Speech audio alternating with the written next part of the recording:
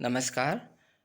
मैं पंकज उपाध्याय आप सभी लोगों को हिंदी भाषा ज्ञान में स्वागत करता हूँ। एक स्वतंत्र देश की खुद की एक भाषा होती है जो उस देश का मान सम्मान और गौरव होती है। भाषा और संस्कृति ही उस देश की असली पहचान होती है। विश्व में कई सारी भाषाएं बोली जाती है जिसमें हिंदी भाषा का विशेष महत्व है। यह भाषा भारत में सबसे अधिक बोली जाती है और विश्व में सबसे अधिक बोली जाने वाली भाषाओं में हिंदी भाषा का दूसरा स्थान है।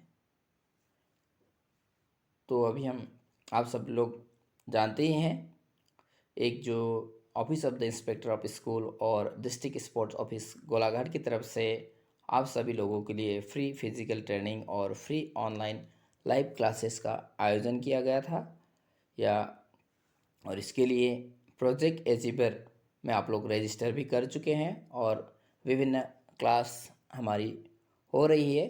उसमें राजनीति विज्ञान, समाज विज्ञान, अंग्रेजी और असमी आदि विभिन्न भाषाओं के साथ साथ current affairs, general knowledge, reasoning आदि भी आप लोगों को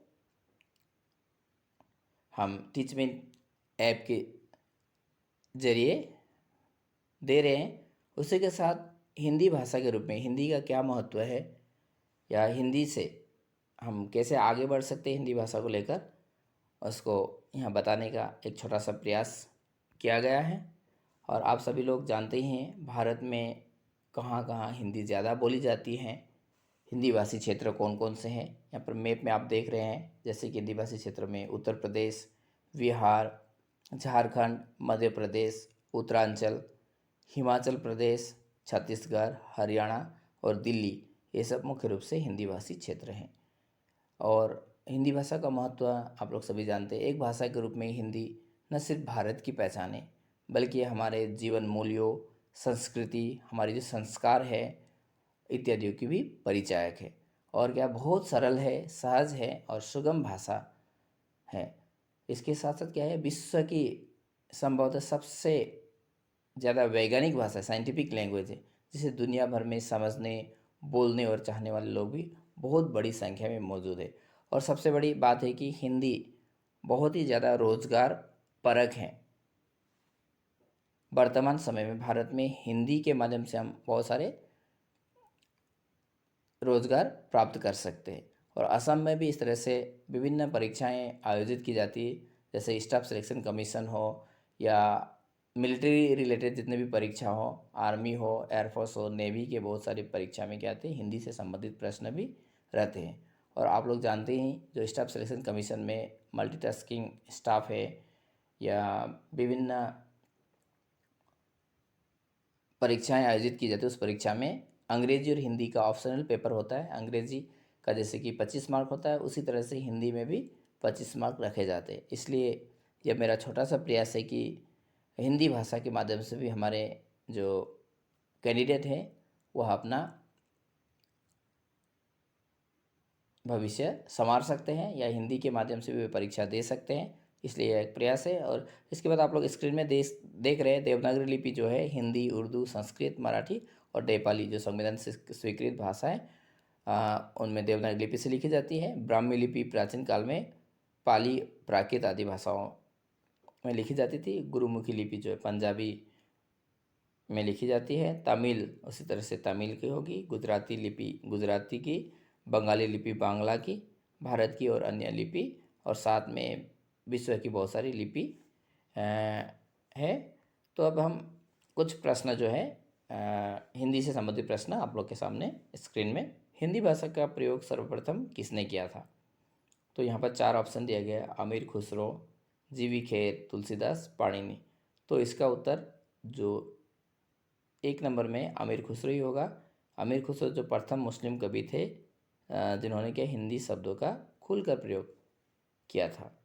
उसी तरह से अधिकांश जो भारतीय भाषा हैं, भारतीय भाषाओं का विकास किस लिपि से हुआ था? तो यहाँ पर शारदा लिपि, खरोष्ठी लिपि, कुटिल लिपि और ब्राह्मी लिपि दिया गया है और इसका शुद्ध उत्तर होगा ब्राह्मी लिपि। ब्राह्मी लिपि सही उत्तर है।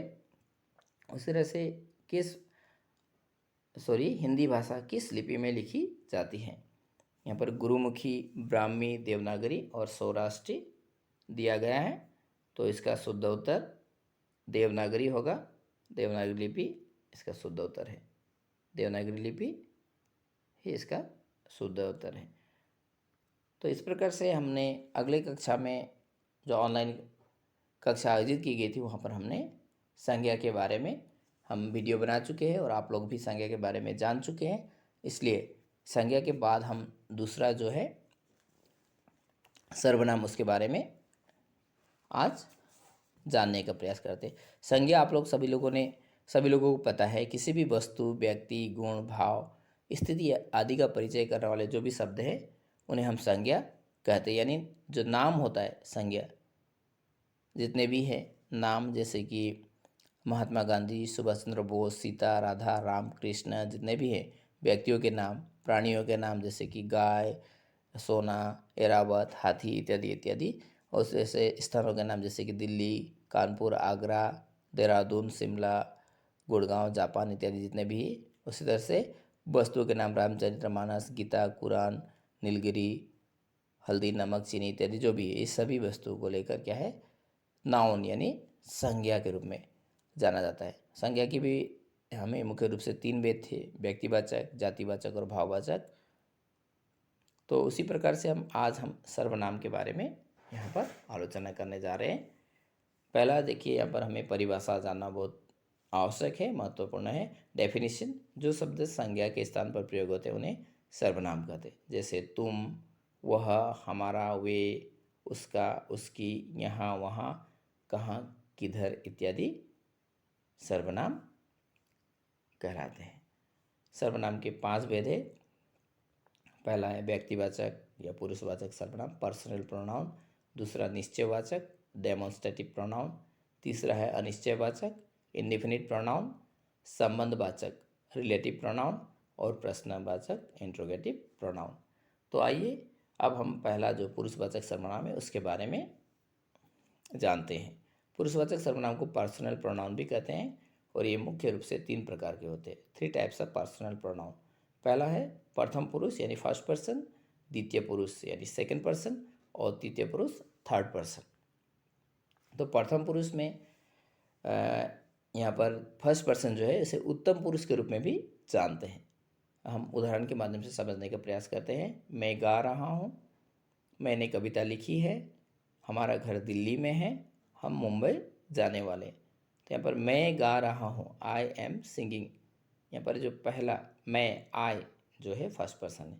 उस तरह से मैंने कविता लिखी, आई रोट अ पोएम।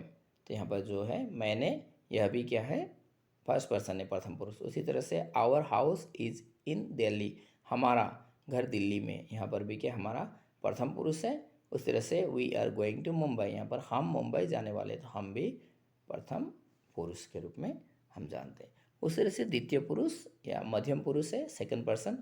तेरा, योर्स, आप, यू के बहुवचन और एक वचन यानी वचन में जितने भी होते हैं वहाँ पर यह प्रयोग किया जाता है। जैसे कि तुम मेरे साथ जाओगे या आओगे, will you come with me, तुम्हारा नाम क्या है, व्हाट इज योर नेम। यहाँ पर तुम, तुम्हारा इत्यादि जो है वो क्या है, मध्यम पुरुष या द्वितीय पुरुष है। उस तरह से अन्य पुरुष, तृतीय पुरुष, जैसे थर्ड पर्सन कहा जाता है। आज उसकी परीक्षा है, टुडे इज हिज या हर एग्जाम। वो बाजार गए हैं, they have gone to the market. वह स्कूल गई, she has gone to school. यहाँ पर आज, वो, वह इत्यादि तीसरे व्यक्ति यानी किसी तीसरे व्यक्ति को यहाँ पर इंगित किया गया, थर्ड पर्सन। तो यहाँ पर आप संकेतवाचक या निश्चयवाचक सर्वनाम में देख सकते हैं, डेमोन्स्ट्रेशन प्रोनाउन में ये शब्द किसी और इशारा करते प्रतीत होते या निश्चयता को बताते। जैसे कि यह निश्चय है, दिस, ही, सी, इट आदि। ओ, दैट, ही, सी, इट। फिर ए, देयर और वे, दोज, ये सब में क्या निश्चय है, उसकी ओर संकेत कर रहे हैं, इसलिए यह निश्चयवाचक सर्वनाम है।